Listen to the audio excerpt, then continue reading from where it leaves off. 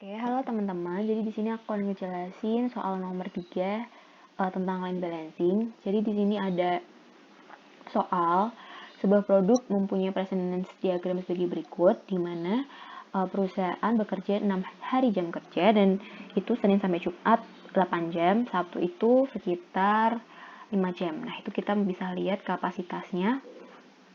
Di sini diperoleh kapasitasnya 45 jam per minggu, ya kan? Nah, habis itu kita jadiin dia ke menit, dikali 60 kan. Jadi 2700 menit per minggu.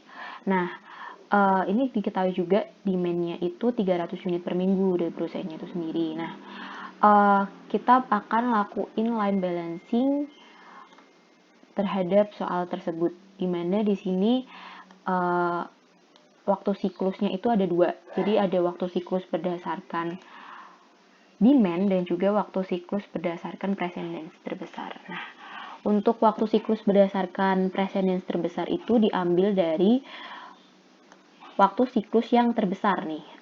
Operasi 8 nih kan ada 15 waktu siklusnya terbesar. Nah, untuk waktu siklus demand itu diambil dari kapasitas dibagi sama demand-nya. Jadi 2700 dibagi 300 unit per minggu.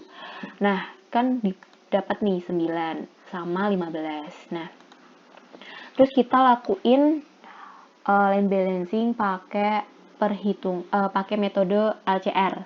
Jadi di sini sebenarnya line balancing itu ada banyak metodenya. Itu ada region approach, LCR, RPW, Mudiong kayak gitu. Nah, ini kita pakai yang LCR dulu. LCR itu menentukan di mana stasiun kerja dengan ranking yang paling besar. Jadi kayak kita memprioritaskan ranking dalam penguploadan stasiun kerja itu sendiri. Nah, jadi di sini kita bandingin dari dua waktu siklus. Yang pertama itu waktu siklus yang precedence terbesar itu ada 15 menit ini.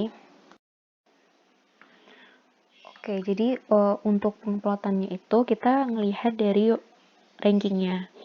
Jadi sebelumnya itu waktu operasinya dari tiap masing-masing operasi itu kita rankingin dari mulai ranking yang terbesar itu ranking waktu operasi terbesar itu ada ranking 1 dan seterusnya. Nah, untuk penguploadannya pada waktu siklus berdasarkan precedence-nya ini sendiri kan 15. Nah, itu 15 itu sebagai pacuan atau patokan gimana waktu per SK total waktunya itu nggak boleh lebih dari 15 itu sendiri. Dan juga harus kita optimalkan ya. Misal di sini ada 14 nih. Itu dia dari waktu operasi 1 sampai dengan 7. Nah, untuk yang 2 ini kenapa dia cuma 1? Karena emang operasi ke-8 ini waktunya itu udah 15 sendiri dan itu udah menjadi waktu terbesar karena kan kita pakai waktu berdasarkan precedence terbesar itu sendiri kan. Nah, untuk stasiun kerja gimana? Ini juga sama. Jadi kayak masukin sisanya tadi yang plot-plotnya ini. Jadi ngelihatnya itu nggak cuma dari rankingnya tapi juga dari precedence-nya ini. Jadi bisa kalian lihat kedua faktor itu untuk metode LCR itu sendiri. Nah, kan kita udah dapat nih SK-nya sebanyak 3 dengan total waktunya seperti ini 14, 15, 15. Terus kita untuk menghitung LE sama SI-nya itu sendiri tinggal ini aja, langsung aja. Ini jadi kayak masing-masing ST itu 15 dikurangin 14 kayak gitu loh, waktu siklus dikurangin ST itu sendiri seperti itu. Terus ini tinggal dikuadratin kayak gitu. Oke, jadi di sini kan kita udah dapat penguploadan dari waktu siklus yang berdasarkan precedence itu. Kita dapat SK-nya sebesar 3 dan juga di sini satu lininya dia tuh mampu menghasilkan berapa unit. Nah, itu kita ngelihatnya dari kapasitasnya itu 2700 dibagi sama waktu siklusnya itu sendiri, yaitu 15 kan. Nah, 2700 per 15 itu kan 180.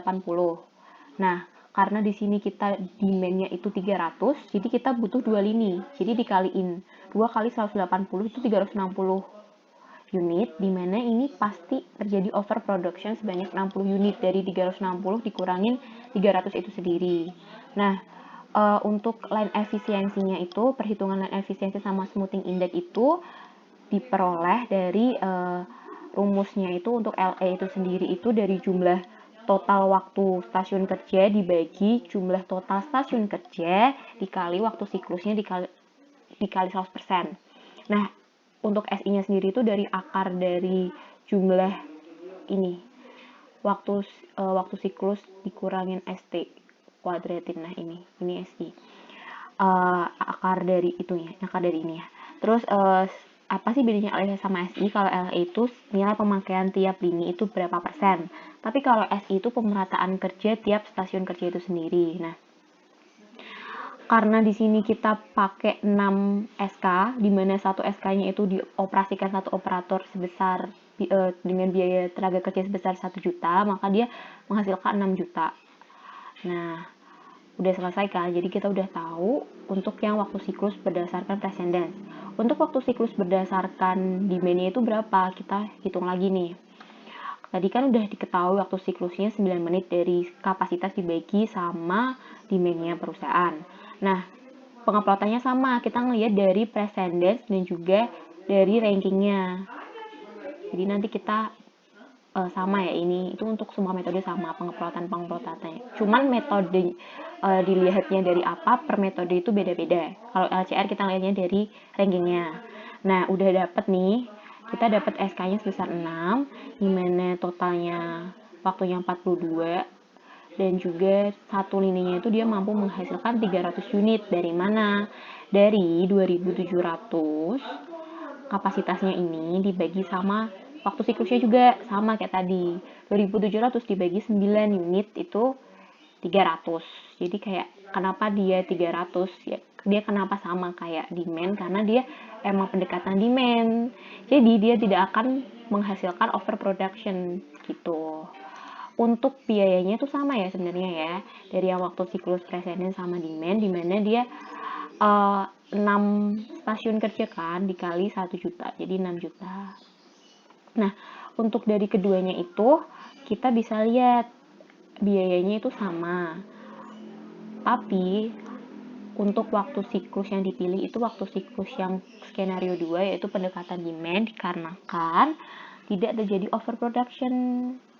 Kalau tadi kan waktu siklus precedence terbesar kan ada overproduction sebanyak 30, kayak gitu. Nah, untuk informasi aja, selain LCR, itu kan kalian juga mempelajari banyak kan, ada RA, RPW, Mudiong, kayak gitu. Kalau region approach, itu tuh pendekatan berdasarkan regionnya, area-area. Jadi tinggal berarti area stasiun kerja ini, area stasiun kerja ini, stasiun kerja ini, seperti itu. Nah, untuk range position weight itu tuh RPW atau RPW itu dia dari pembobotan. Jadi nilai modelnya mirip kayak LCR, cuman dia dibobotin dulu dari metode SK-nya. Misalnya SK1 ini pembobotannya itu berarti dia dari awal sampai akhir itu kita jumlahin jumlahnya, time-nya. Terus dari bobotnya itu kita urutin kayak gitu. Untuk Mudiong itu sebenarnya sama kayak LCR. Tapi Mudiong itu punya 2 fase. Fase pertama itu persis kayak LCR, diurutin berdasarkan rankingnya. Tapi yang fase kedua itu kita lakuin penggantian stasiun kerja. Jadi stasiun kerja yang tidak menyalahi aturan dan bisa diganti, di mana itu dia precedence-nya sesuai dan juga tidak melanggar aturan constraint. Constraint itu kayak di sini nggak ada constraint ya, jadi kayak dia harus sebelumnya itu harus didahului sama itu gitu loh. Intinya kalau misal tidak melanggar aturan tersebut ya kita bisa pindah change dari SK yang mungkin bisa dipindahkan itu, terus nanti kita lakukan perhitungan ulang untuk LE sama F-nya itu untuk Mudiong. Seperti itu teman-teman kira-kira.